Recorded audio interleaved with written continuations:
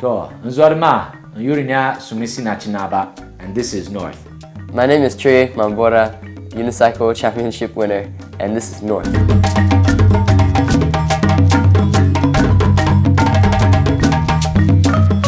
That all Americans, Europeans, Westerners, one thing we all struggle with in Ghana is Ghana time. And just everyone is so friendly and hospitable.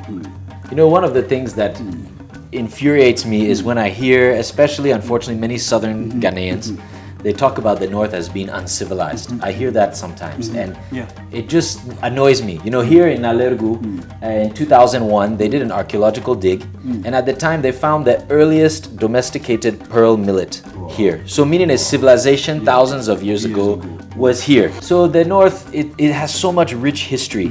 So much, the open geography of this area, Gambaga Escarpment, is incredible. As you go out, you'll meet farmers, you'll meet villagers, and everyone is so nice and welcoming. We've never had, in 8 years, we've never had any issues. That's right. Nah, Tomasum, nah. Isak Bisha. Gracias. Umbasak Bisha. So bye-bye. So in fact, the North is a place that the Southerners can come to visit and discover. In fact, on Twitter, when the post went viral, I started posting some things about the North, and hundreds of comments, Ghanaians saying, I didn't know this Gambaga Escarpment existed. I'll have to go there. There's so much more to this country outside of Accra. You have the historic mud mosques. Larabanga, everyone knows, but there's also one in Wurinyanga and Kwanta. There's about 6 of them left, and it's something that Ghanaians should, even if I'm not a Muslim, I'm a Christian, but it's a part of the history of the country and it needs to be preserved.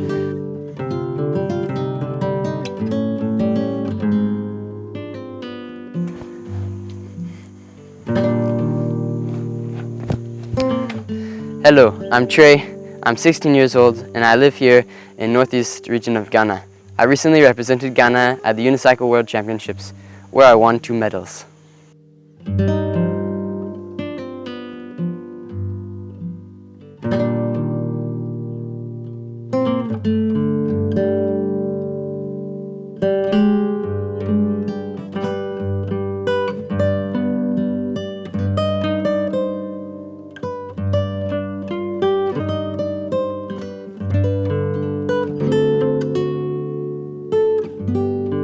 So I'm very excited to, be having this interview with, very distinguished guest. You all know Mamboora and his dad because of, the feats they've achieved at the Unicon Championship. And Ghana was going crazy about it. And I think one of the most surprising things was when he was speaking Mampuruli. A lot of people, went crazy. I actually remember posting the video that you posted, and it was crazy. The comments were so crazy. It's a pleasure meeting Thank you. My pleasure. My name is Hamdan, and I'd like you to just give us a brief introduction about yourself, and then how it all started. Okay. What brought you to Nalergu? Yes, please. So we came to Nalergu in 2014. And settled here because my wife is a surgery doctor and she took a post as a long-term volunteer doctor at BMC, the Baptist Medical Center. So that initially brought us here. When we came, we immediately started learning the language because as a doctor, you want to provide good, passionate care for your patients, and to be able to speak their native tongue helps a lot. You don't have to rely on translators. Me also, I'm actually a pastor as well. And so again, to communicate well and carry ideas well, you want to speak the local language. So that was our initiation into the North. And we quickly fell in love with the people, because you can't learn the language without the people. And then you learn the culture and the history, and we just love the North so much.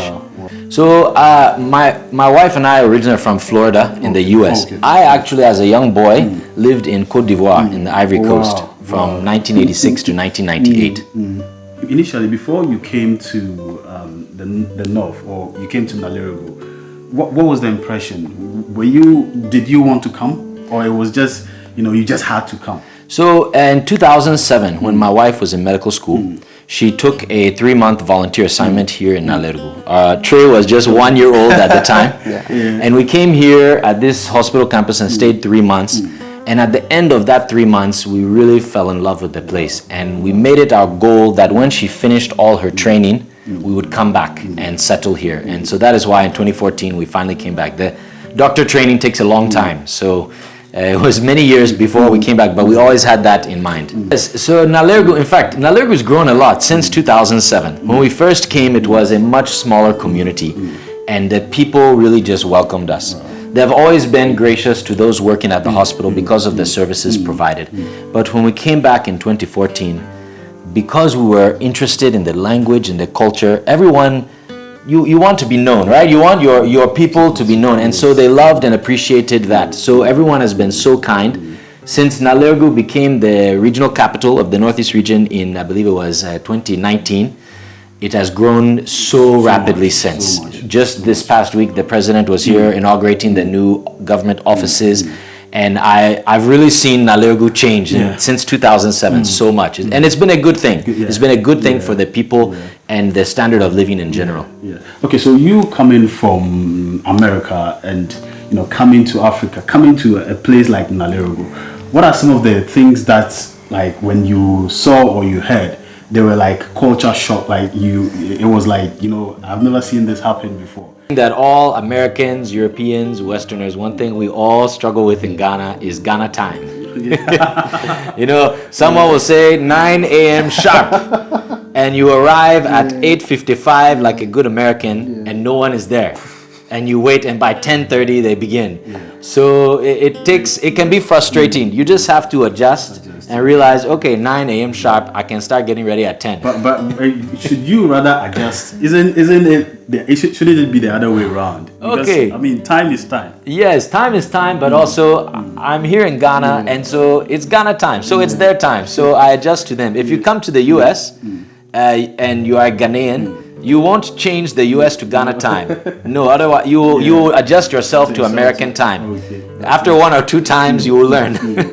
And you've been given a chieftaincy title. You are a chief. Yes, please. Can you tell us a little about? Okay, so as I was studying the culture and the history, the local chiefs, who are really the chieftaincy, holds the Mampusi culture. It all comes back to the Nairi.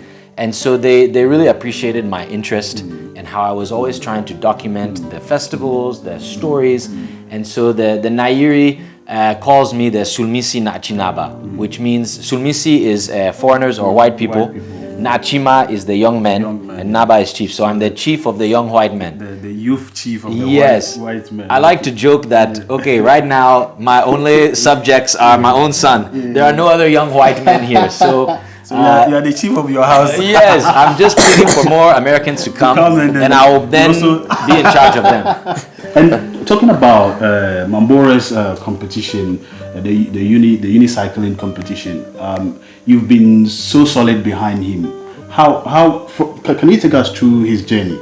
Yes. I mean, from where he started to learn how to unicycle, and because I know he wasn't born unicycling. No. Can you it's a recent thing. Yes. The journey. Yeah. So we had gone back to the US in 2019, and then early 2020 we were to come back to Ghana, but coronavirus came and we were locked down. So I had just learned to ride the unicycle in the US myself. Yes, I found one in a store, and I said, this would be a good challenge. I had just had knee surgeries, and I said I wanted to prove to myself that I wasn't damaged goods. So I started learning it. It took me 3 weeks. Then COVID came and they closed the schools. He was just sitting in the house, nothing. So I said, let me also teach you. And he picked it up in about 4 or 5 days. And just ran with it, surpassed me. So as a father, you always want, especially young boys, them to find something to identify with and to persevere. So we saw how he was interested in developing his skills. So the mother and I have just been encouraging him. When I found out about the World Championship, he turned 16 just this past Sunday. So we said, okay, for your 16th birthday, we will take you to this championship and you can compete, but you'll also meet others who also do this, because at the time he only knew his 3 friends here in Ghana that he rides with. So that was how it all started.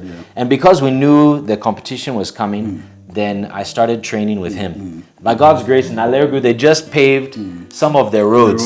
So he had some nice smooth roads. So we marked 30 meters, 50 meter, 100 meter, and I would go out on the road with him, and he would train, and I would time him and say, okay, improve your start. You're getting wobbly here, and just coached him along the way. It's been a great thing together. From the way you shouted when he won, like I knew you were super excited. You got it, Trey. You got it. Take it easy. You got it. You got it, buddy. You got it. Yeah! Yeah! I mean, what was going through your mind? Didn't you believe that he was going to to win a medal? You know, it's one thing when you are in your own isolated bubble. Here in Ghana, he's the best. But when you go on the world stage, the competition is there. And when we got there and we saw the other competitors, they've been riding some for 8, 10 years. The night before his race, I watched the unicycle hockey competition. They're playing hockey on unicycle. There's speed and agility. Level. And I saw that and I said, okay, he can't compete with these guys. Yeah. But the two things he won his medals in were the 1 foot race and the wheel walk. And those are specialties where you're not just riding the unicycle. One of them, you can only use 1 foot. And the other one, you don't touch the pedals at all. You use your feet on the wheel. So it's not just about speed. It's about control and balance. And so he did very well because he balanced the two. He had the control and the speed. So many other competitors, they tried for too much speed and they fell. And when you fall, you're disqualified. So that was what helped him. He had that balance and control and was able to cross the finish line. It's a good lesson for life. It's not about just doing the fastest, but it's about finishing. Sometimes we have struggles and you may not be the fastest one, but to cross the finish line is something in and of itself. And so that's what he did, and he won that way. Wow, congratulations. Thank you. To you and him at the same time. Let me come to you, Mamboora. Right? The Nairi Nabwahagu gave him that title, Mamboora. Okay, and what's the title for? Mamboora means I want, I'm wanted. Okay, in fact, it's very meaningful to us because it shows that the community wants him to be a part of the community, and they gave him that name. I'm wanted. Oh, okay. So you've really made the North proud. You've really made Ghana proud, and Africa, I mean in general, because just a few people were representing Africa and you were able to bring this. Can you talk us through the medals you won? Which one is? Yeah. Which one is the silver? So this is the silver medal. Okay.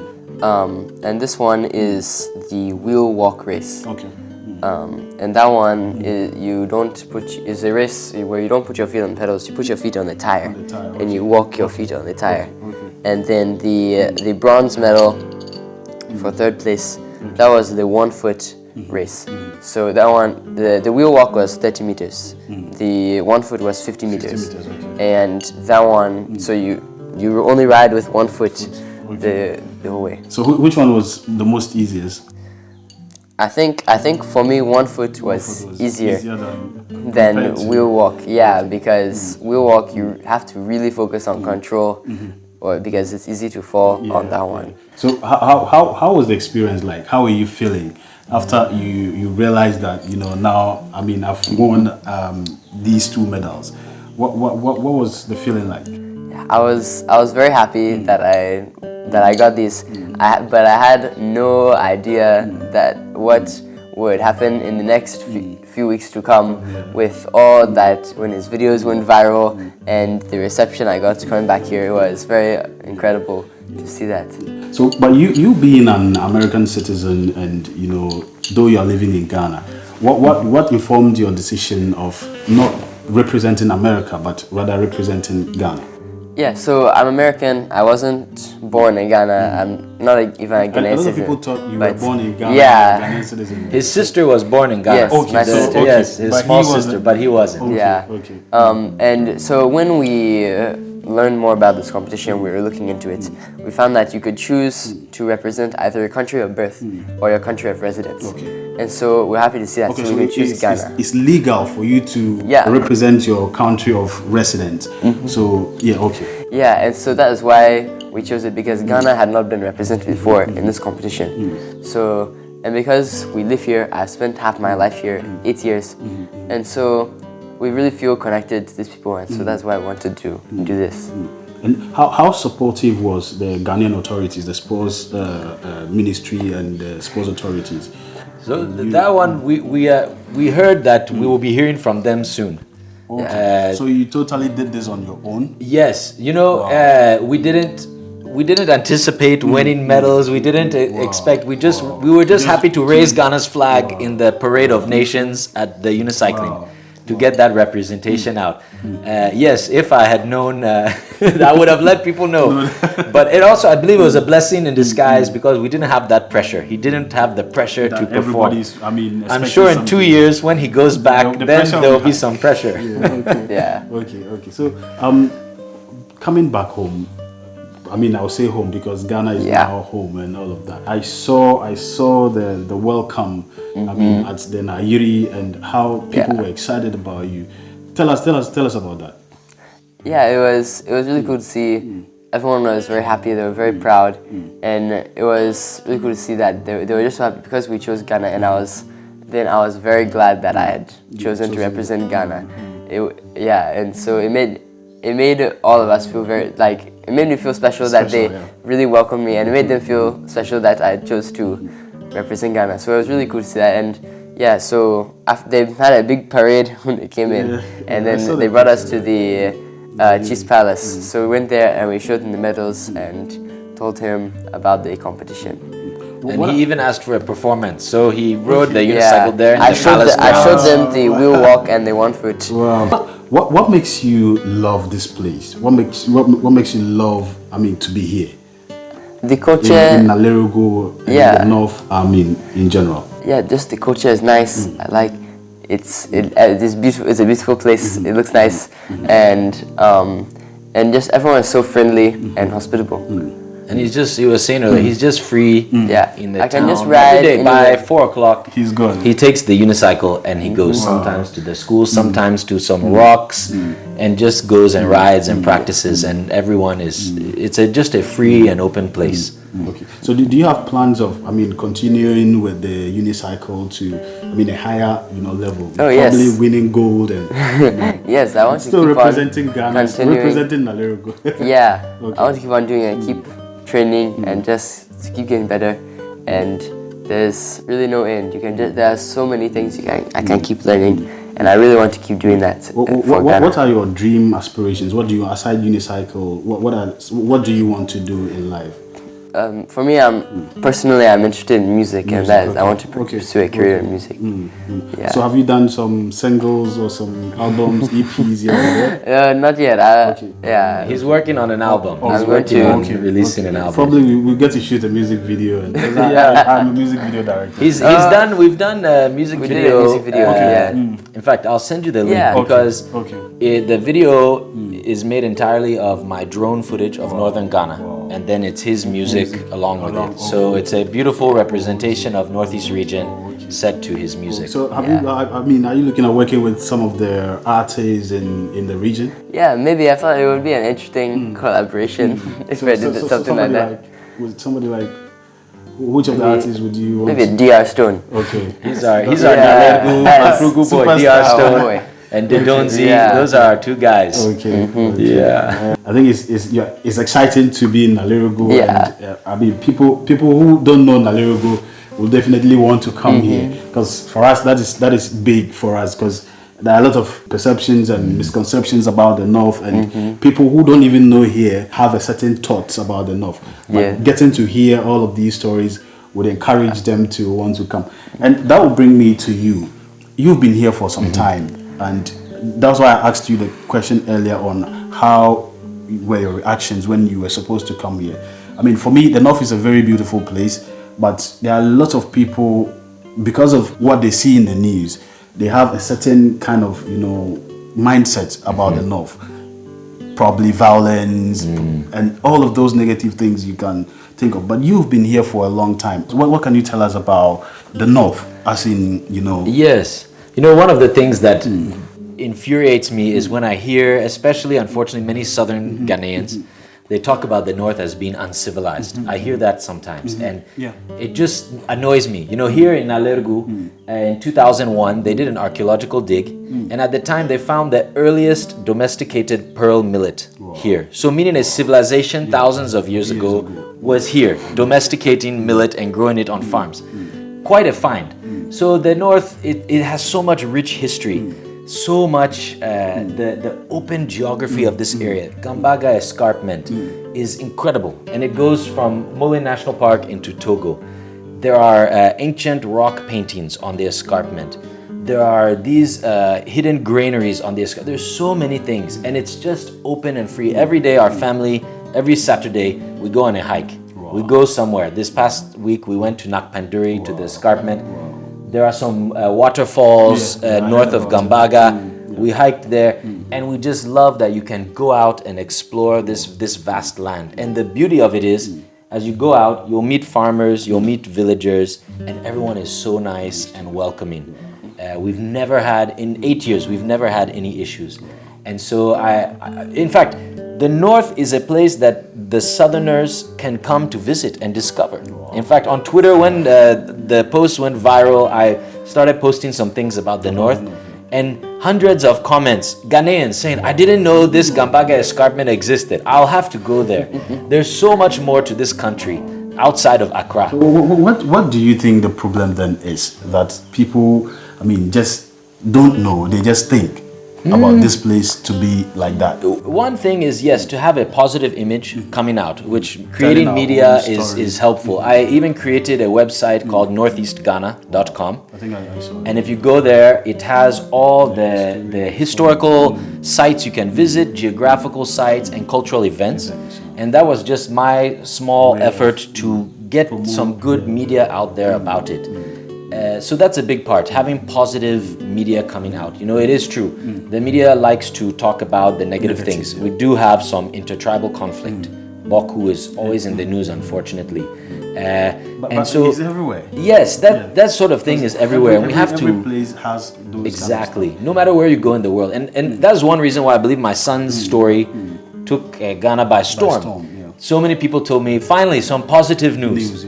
They were excited to see something uplifting Ghana that we can all come around. He's a white guy and he's in Ghana, but he's raising the Ghanaian flag. And so, you know, I hope that it will encourage people to look beyond, okay, skin color differences, but also tribal differences here in Ghana. We're a very diverse country, but we are also unified under the Ghanaian flag. And there's so much people can learn from each other. That just touched my heart. I'm super excited hearing some of these things. And I'm sure a lot of people, when they get to hear this, will have a different, picture about the North. Yes. What are your most, what are your best highlights? The best highlights about this place. Okay, in the Northeast region, it's definitely the Gambaga Escarpment. You have to come and see that. And here in Nalergu, we have Najiringa Wall, also called Nalergu Slave Defense Wall. I've produced a video on YouTube about that as well with the history. And it's a fascinating history that goes back like 300 years. And it still stands here in Nalergu. So that's the kind of in Nalergu. But throughout the north, you have Mole National Park. If you get out of our region, you have the historic mud mosques. Larabanga, everyone knows. But there's also one in Wurinyanga and Kwanta. There's about 6 of them left. And it's something that Ghanaians should, even if I'm not a Muslim, I'm a Christian. But it's a part of the history of the country and it needs to be preserved.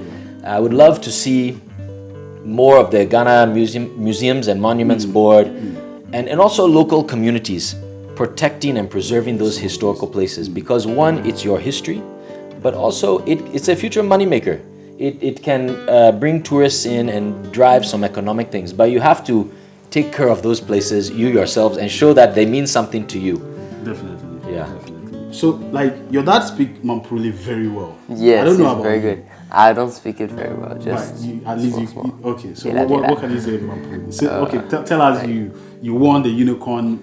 I don't know if I can. You know, his challenge was as a young boy when he came, all his friends here were going to school and learning English. So they all wanted to speak English. with him, And so with all his friends, they spoke English.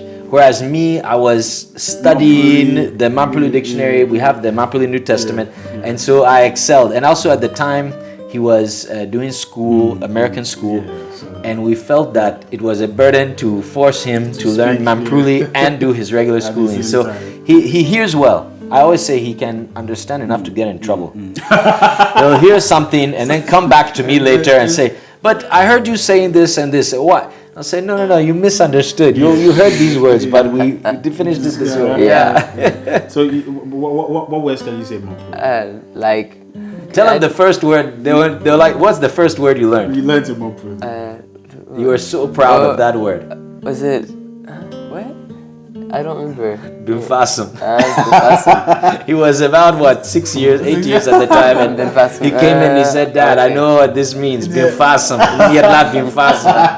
Bimfasum and Gumachua. Gumachua, yes. Gumachua. I'd like you to tell the people of the North. I want you to tell us something in Mampuli. In Mampuli. Okay. Talk. I have a catchphrase. I always make these videos to send to my friends on WhatsApp in Mampuli. And I found that I was always starting them the same way. And people picked it up and would call it to me. So I always start my videos with Nzwadema, which is my friends.